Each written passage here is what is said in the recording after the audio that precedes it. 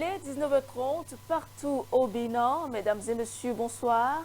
Voici les titres du journal.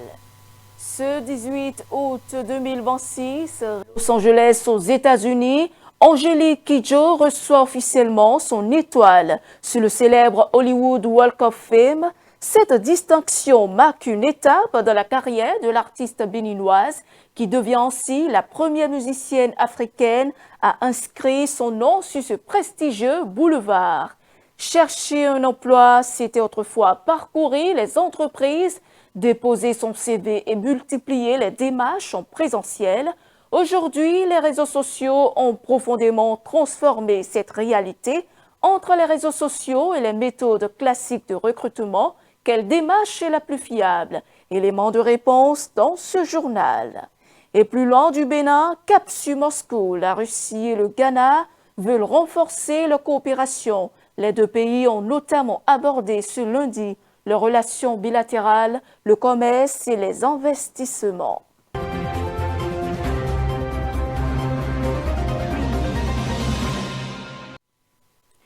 Détentrice du record de Grammy Award pour une artiste originaire du continent africain engagée en faveur des femmes et des enfants et collaborant avec les plus grands noms de la musique internationale, Angélique Kidjo continue d'écrire sa légende. À 66 ans, l'artiste béninoise reçoit ce mardi 18 août une étoile sur le célèbre Hollywood, une première pour une musicienne africaine, une distinction qui vient couronner plusieurs décennies de carrière, de travail et de sacrifice, de ses débuts au Bénin à son rayonnement sur les plus grandes scènes internationales. Retour sur le parcours d'une artiste qui a fait de sa voix un véritable ambassadeur de la musique africaine.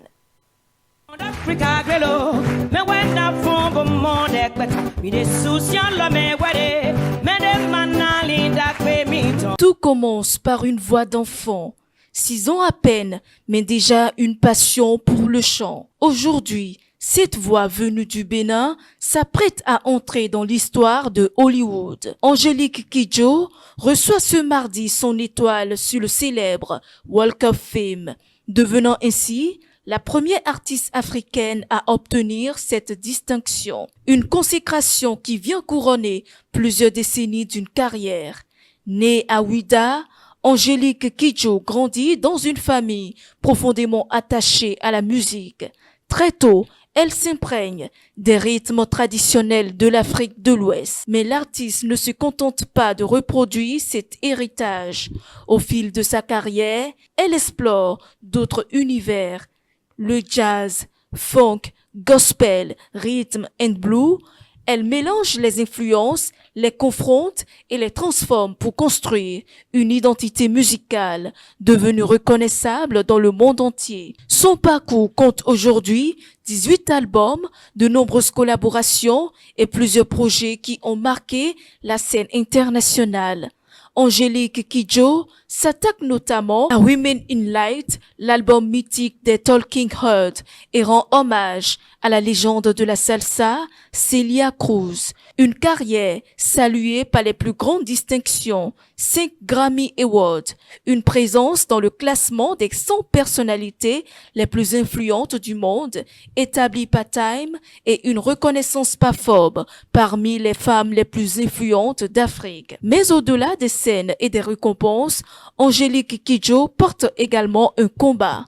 Depuis plusieurs années, elle s'engage pour les droits des enfants et l'autonomisation des jeunes femmes. Ambassadrice de bonne volonté de l'UNICEF, elle œuvre également à travers la fondation Batonga qui soutient l'éducation des filles, notamment au Bénin et au Sénégal. Son dernier album, Hope, est marqué par une histoire intime. Après la disparition de sa mère, l'artiste transforme le deuil en musique. Un projet construit autour d'un message transmis par sa mère, l'espoir comme fondement de l'existence. Un message que l'on retrouve à travers plusieurs collaborations, notamment avec Pharrell Williams, Davido et Ayra Starr. De la petite fille qui chantait à Ouidah à l'artiste célébré à Hollywood, le chemin parcouru est remarquable. Aujourd'hui, une étoile s'allume à Hollywood et avec elle, c'est tout un parcours béninois et africain qui est mis en lumière. Une consécration qui fait la fierté du Bénin et du continent africain. Dans un communiqué, le gouvernement béninois a salué la distinction accordée à Angélique Kidjo, y voyant une véritable fierté nationale. Dans cette dynamique de célébration, cap sur la vice-présidence de la République du Bénin, la vice-présidente Mariam Tchabi Talata a échangé avec une délégation de l'IPPF conduite par sa directrice générale, Maria Antonietta Alcado Castro. Les discussions ont porté sur plusieurs enjeux liés à la condition féminine, notamment le leadership des femmes, leur autonomisation et les actions en faveur de la santé. La substance de cette rencontre dans cet élément. La vice-présidente de la République du Bénin fait partie des meilleures. Sur le bien-être des femmes, sur les questions de leadership féminin. Et donc, il était important pour une organisation comme l'IPPF, qui est dans 150 pays et qui est également champion des questions de bien-être des femmes à travers la santé sexuelle et reproductive, de chercher à rencontrer une telle personnalité, d'apprendre, d'être inspiré par elle, par son parcours, mais surtout par tout ce que le Bénin fait depuis de nombreuses années pour inspirer de nombreux pays à travers le monde et promouvoir le bien-être des femmes, surtout sur le plan de la santé sexuelle et reproductive. Et dans le reste de l'actualité, pour décrocher un emploi, les méthodes ont autrefois évolué. Aujourd'hui, les demandeurs d'emploi peuvent aussi bien se tourner vers les réseaux sociaux et les plateformes numériques que vers les méthodes classiques de recrutement. Les réseaux sociaux offrent un accès rapide à de nombreuses offres, mais leur fiabilité peut parfois susciter des interrogations. Alors, entre les opportunités trouvées en ligne et les démarches classiques, quelle méthode inspire le plus confiance aux demandeurs d'emploi? Nous avons recueilli les avis de quelques citoyens rencontrés dans les rues de Cotonou. Voici ce qu'ils en pensent. De nos jours, aujourd'hui, pour aller déposer des dossiers dans des lieux sûrs ou passer par les canaux des réseaux sociaux, moi je ne trouve pas d'inconvénient. Le plus important, c'est de trouver un point de rechute pour pouvoir exercer un métier dont tu veux vraiment acquérir. Si c'est pour aller déposer des dossiers dans des lieux sûrs, bon, ça ne tenait pas tout le monde. Chacun est libre de prendre par ses voies et ses chemins pour pouvoir aller chercher un emploi. Par exemple, moi personnellement, je peux toutefois aller sur les réseaux sociaux pour pouvoir trouver un emploi ou également passer par des connaissances pour pouvoir aller déposer mes dossiers. Maintenant, de nos jours, qu'est-ce qui serait plus conseillé pour trouver un emploi? Ce serait toujours bien d'aller déposer ses propres dossiers pour ne pas se faire avoir par des gens sur les réseaux sociaux. Des deux côtés, il y a toujours des méfiances. Mais je pense que déposer des dossiers est un peu sérieux que de monter sur les réseaux sociaux pour chercher des emplois. Parce qu'il y a trop de faux maintenant dans la vie. Moi, je préfère les trucs là, les bureaux, parce que ça inspire beaucoup plus de confiance, quoi. Parce que sur les réseaux sociaux, il y a beaucoup des arnaqueurs qui font des offres juste pour arnaquer les gens, quoi. C'est vrai qu'on est actuellement à l'ère du numérique et là, les entreprises, en tout cas les grandes entreprises prennent plus les dépôts en ligne. Voilà donc je crois que, et en tout cas pour moi, j'ai l'habitude de le déposer en ligne et aussi je pars aussi dans les sociétés le déposer de main en main. Voilà, pour me rassurer. Et puis parce que les deux ont leur avantage. D'accord? Quand tu vas déposer en ligne, c'est vrai que c'est traçable, ça te permet de ne pas perdre assez de temps. Voilà. Et l'autre, quand tu vas déposer de main en main, tu demandes si le dossier est complet ou si, bon, en tout cas, tu as encore le temps de poser certaines questions. Et on est plus informé sur les réseaux sociaux que la plupart de nos jours, on n'écoute plus la radio. Vous voyez un peu, la connexion, les réseaux sociaux sont là. Et je pense bien que si quelqu'un devait être plus écouté, c'est mieux de se capter sur les réseaux sociaux pour pouvoir trouver ces emplois, surtout nous les jeunes d'aujourd'hui. Parce qu'avant d'aller déposer un dossier, il faudrait d'abord qu'on te dise à tel endroit, il y a telle compagnie, telle entreprise qui voudrait recruter des gens pour pouvoir travailler pour eux. Donc pour moi, je pense qu'à 100%, les réseaux sociaux seraient plus idéaux pour nous les jeunes d'aujourd'hui. Sur les réseaux sociaux, qui est derrière ce truc, personne ne sait pas. Mais ce qui veut dire officiel, ça donne un peu de confiance. Tu sais celui qui est derrière là-bas. Mais les réseaux sociaux, on ne sait pas celui qui est derrière.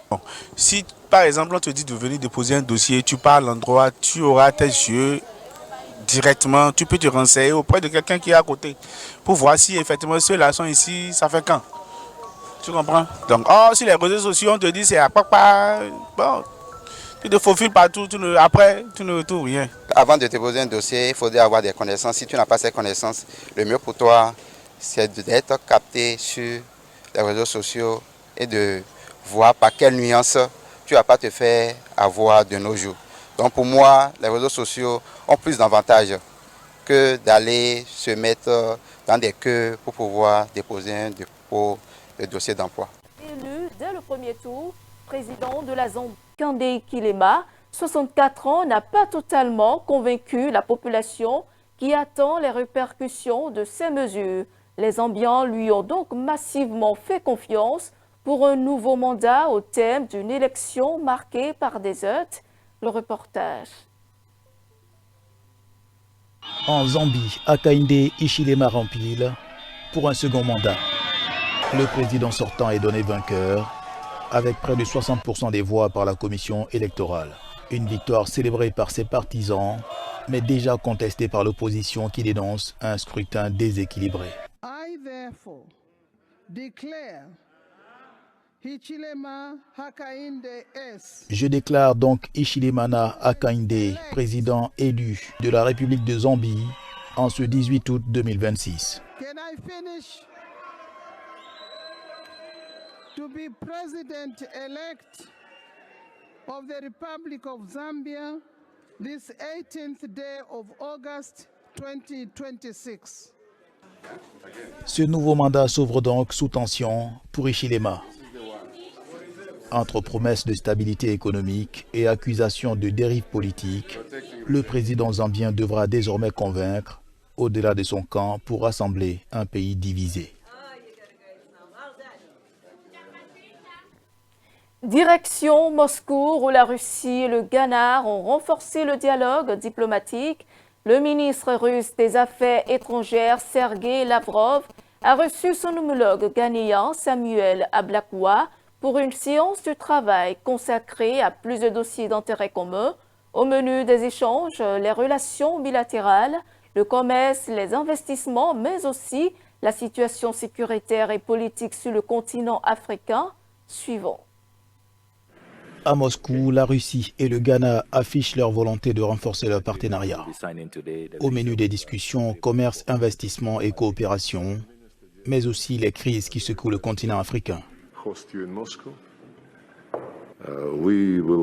Nous aurons aujourd'hui l'occasion d'évoquer nos relations bilatérales, qu'elles soient commerciales, économiques, éducatives ou humanitaires, mais nous aimerions également connaître votre point de vue sur la situation en Afrique, d'autant plus que certaines crises persistent sur le continent.